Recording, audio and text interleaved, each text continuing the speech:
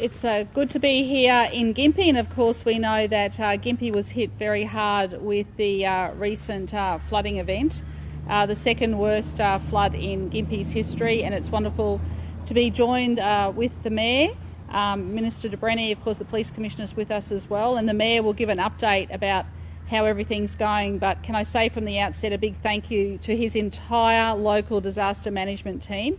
I had the opportunity to meet with them today. They have done an outstanding job, and everyone just working together in the best interests of this community.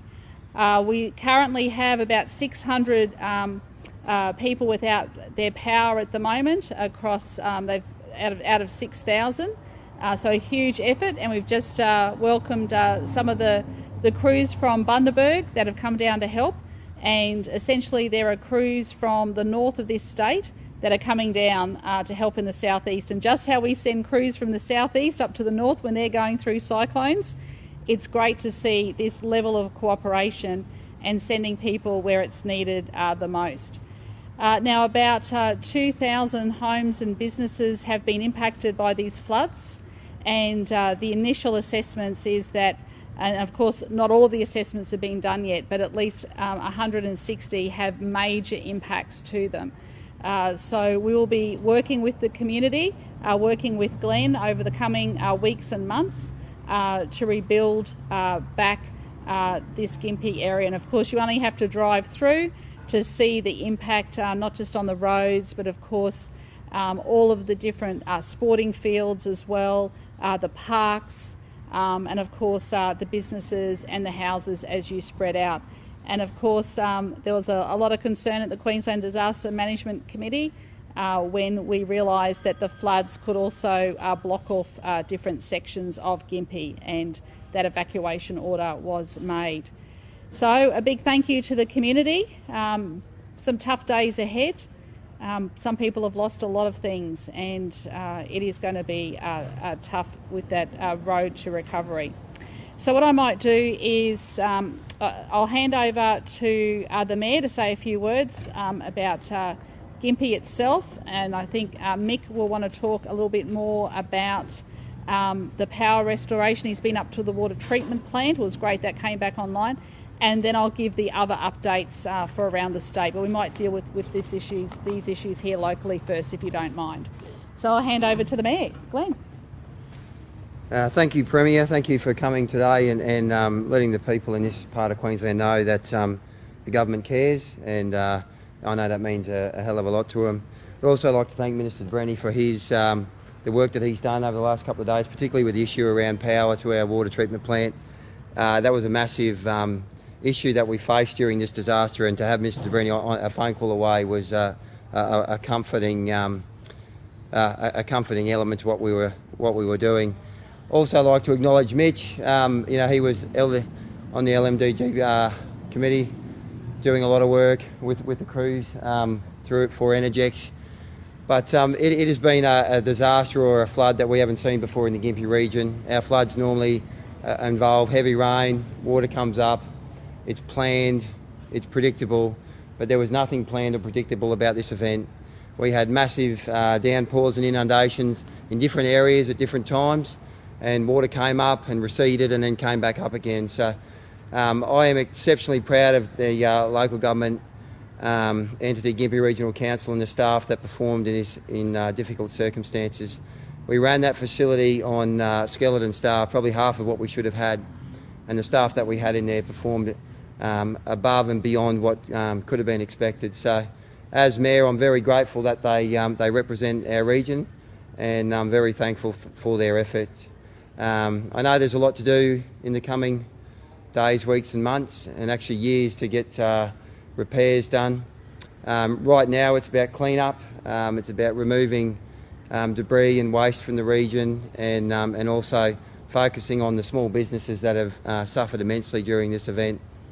There's a desperate need to show some care and compassion to these individuals who often will mortgage a kidney just to get involved and have a bit of an entrepreneurial go at life, and without some assistance to get back in, they've sort of worked their way through COVID, and now this event, it's quite likely that a lot won't get back into Mary Street. So in the coming time, we'll be talking with all the relevant people to see what can be done to assist them. They're good people. They're hardworking people.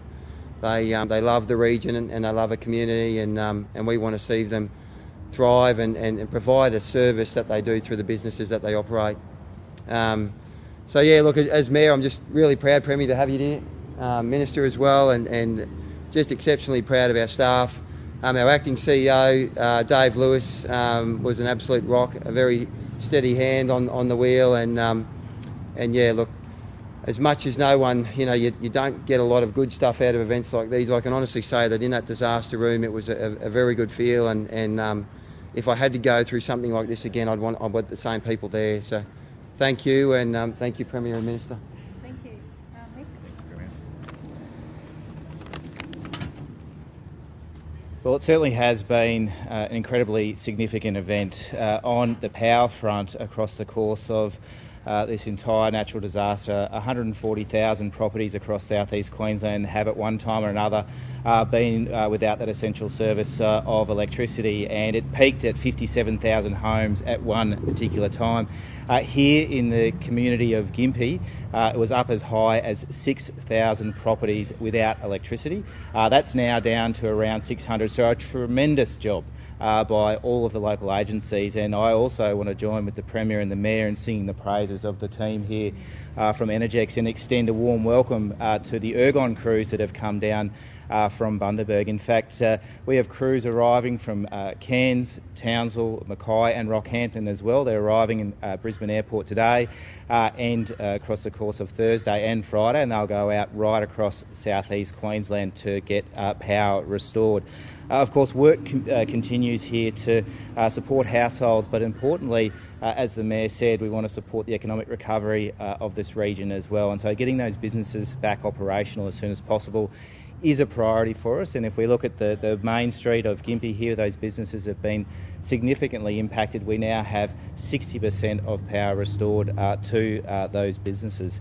Now, the Premier mentioned just how important it is to ensure that critical services like drinking water have remained operational throughout the course of this significant weather event, and she's correct that it was a significant concern that when the power had to be disconnected there, whether we would get it on in time to maintain the flow of drinking water to households here. And so all credit to Mick, who's also the local ETU delegate here with Energex, his workmates working alongside the Mayor who were able to restore that. Driving into Gympie this morning, and from someone who, like me, is an out-of-towner, to understand the scale of what has happened here, I think what happened at the water treatment plant is a good example.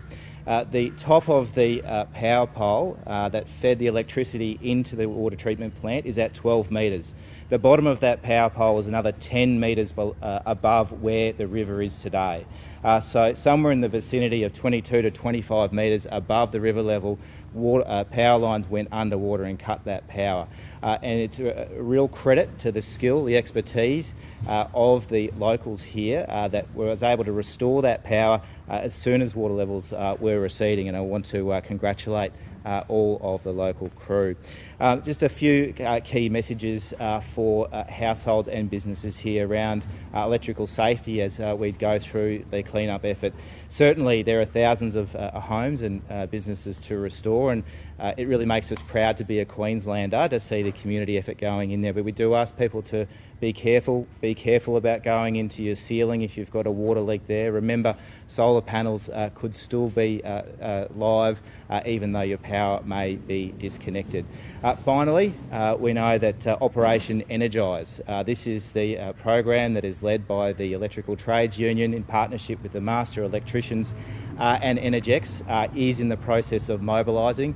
They'll be going door to door over the course of coming days to make sure that your home is safe to restore power. But can I just conclude by congratulating the entire Gympie, in fact the entire southeast Queensland and Queensland community for working together through this recovery effort. Thank you. Thanks, Mick. Now, we had a briefing from the Bureau this morning, and they'll be putting out alerts during the course of today and tomorrow. But if I could just take everyone through that just briefly. So, of course, there's still numerous flood warnings that continue across the southeast Queensland, with the general easing in some parts of the catchments. However, severe thunderstorms with large hail, damaging winds and locally heavy rainfall become likely around the southeast Queensland from today and persist over into the weekend. This could lead to localised rises in creeks and streams that respond quickly to heavy, short duration rainfall. There is a low probability but potential high impact scenario of isolated, very dangerous thunderstorms with giant hail, destructive winds and locally intense rainfall across southeast Queensland during Thursday afternoon and evening. So if I could urge everyone in the southeast to please tune in to radios, media outlets and listen to those Bureau of Meteorology updates. There is some concern about these very dangerous thunderstorms. So we are not over all of this yet. We're not out of the woods. There's still some concern out there. And if you could just please make sure that you are listening to those issues. We had our Queensland Disaster Management Committee meeting this morning. Of course, our reports this morning that Logan exceeded that 2017 ex-cyclone Debbie. One good piece of news out of that is that the bridges that we'd built back after Tropical Cyclone Debbie seem to have held out, which is comforting. In relation to Brisbane, the city peaked at 2.49 last night. An expected peak of up to 2.6 metre is possible with the high tide. Logan River, as I said, was 11.5 yesterday, above the 2017 peak post Cyclone Debbie. There's around 3,500 people without power there, and there are roads that are cut. So if you're around those areas, please take care. And if you do not have to be on the road around those areas, stay off the road so emergency crews can get through. Maryborough peaked at 10.3 metres on Monday night, below the 2013 post Oswald. Now, in terms of evacuation centres across the entire southeast, there are now 379, so you can see they've actually come down. In terms of resupply, we've had some isolated pockets. We're getting food delivered there into Corona Downs and Mount Crosby. I think there's some help with the ADF happening there, and medical supplies are going into Bellbowery. Mick mentioned power. Can I remind people that if you have been impacted by the floods and the area has been declared a disaster area, there is immediate hardship assistance available of $180 per person, up to $900 for families. Minister Bailey gave an update on the radios about transport, but 26 out of the 33 bridges are open. You would have heard in the southeast those tolls are coming off until Monday. The Ipswich motorway, they were looking at opening that later today. The Centenary Highway has opened, which means that travel is a lot easier around those areas. And in relation to schools, all are open except for 81. So the Department of Education is doing a great job there. The ones that aren't open are due to water damage and also to no electricity. I'm also pleased to report that the ADF are also sending in assistance. The crews have arrived here in Gympie. They're also going to Maryborough. They'll also be probably going out to Grantham, I'm advised, and Somerset to help out. So we are very thankful for that support as well. I'll just hand over to the Commissioner and then we're happy to take some questions.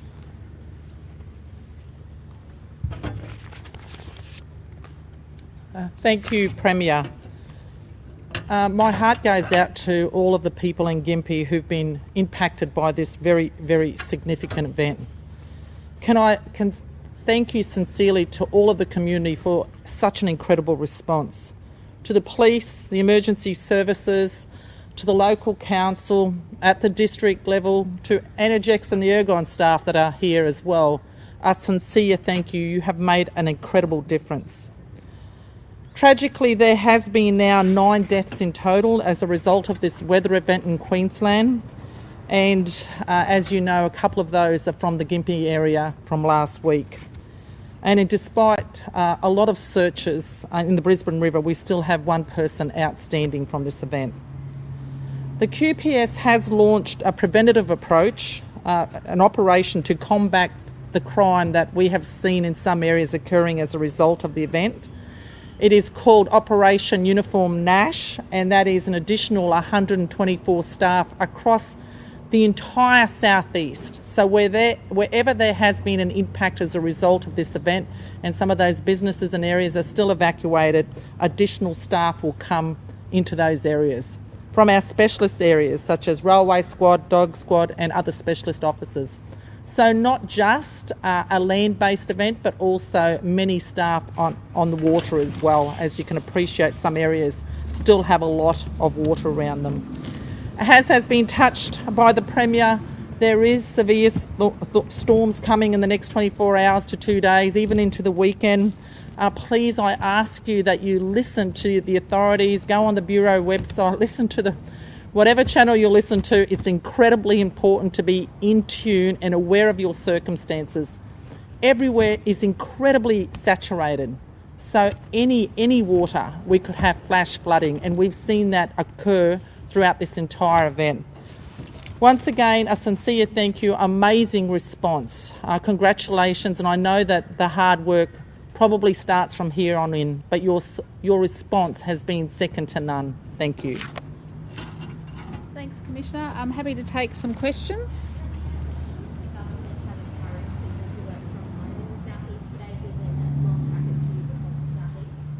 Oh, we've actually said that if people can return to work safely, they can. Like our train network is slowly starting to come back. Some of it will be open tomorrow. The Centenary Highway was cut the other day and the Ipswich motorway, so that actually stopped a lot of people from moving around. It is very slow still to get around, so if people don't have to be on the roads, they should think about their movements and discuss it with their employer. And likewise with schools, where it's safe for parents to take their children to school, that's a good thing, because there are some parts that have been not impacted by this severe weather event. Talk a lot about support for businesses. What's the government doing to support the homes that have been impacted by residents? Yeah, so what happens now is they do the rapid assessment. So the rapid assessment work is actually started, and they'll go around, and that's personally going around and doing the inspections, and they'll work out whether it's been water over to the floorboards or water in that destroys homes and businesses, and then we'll be working with the federal government about initiating supports. Why is the Sunshine Coast not included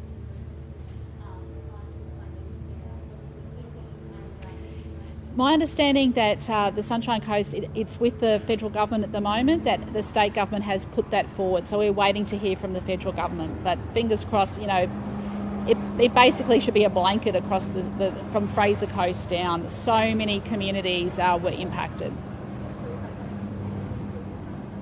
We've put it forward to the federal government. We just need a tick off from the federal government. I'm quite sure it'll get it approved in the next day or so. Yeah. Look, that's a great question, and it's something that the Deputy Premier and I discussed yesterday. So for viewers and listeners at home, the question was whether or not WellCamp could be used to house people who have been impacted. I think it would be difficult for families where they have a close-knit community with schools, but WellCamp is there. It is there to be utilised, and I understand some families are utilising it at the moment. And for example, if there are people who are single or couples and their home has been completely devastated, and that is an option open to them, it would be something that they could consider in the short term. So we'll talk to the families impacted, but it's there to be utilised, and there is some spare capacity at the moment, so we'll continue to work with the local governments. Okay. See how busy it is here? Okay, so they've just come out from checking the power lines and the damage on the power lines. So great work happening. So a big thank you to everyone who's responding to this huge event. Okay, I'll take a couple more. What's this latest flood crisis revealed to you about what needs to happen to minimise or stop future flooding throughout Brisbane? Oh, well, I think there's issues across the board that when you have an extreme weather event like this, the disaster management groups that exist across with the different councils They work incredibly hard, and I'm really impressed with the way in which they communicate and get people set up and respond. So that's the key. And then secondly, what we've done is we've actually included all of the mayors on our Queensland disaster management meetings as well. So they are allowed to ask specific questions, or what they can do is speak directly, and most of them do. They speak directly to the Bureau of Meteorology and the hydrologists as well to help with their mapping. So all of that has come out of years of experience in terms of dealing and responding to natural disasters. And with more natural disasters predicted with climate change, Yep. Queenslanders expect to pay more to include disaster assistance? Well, I think during my time as Premier, I've seen and had to deal with more natural disasters than my predecessors. So we understand it's real. We understand that it does have an impact. But we also recognise that, we've got to be there for communities as they respond. But this one is so large scale.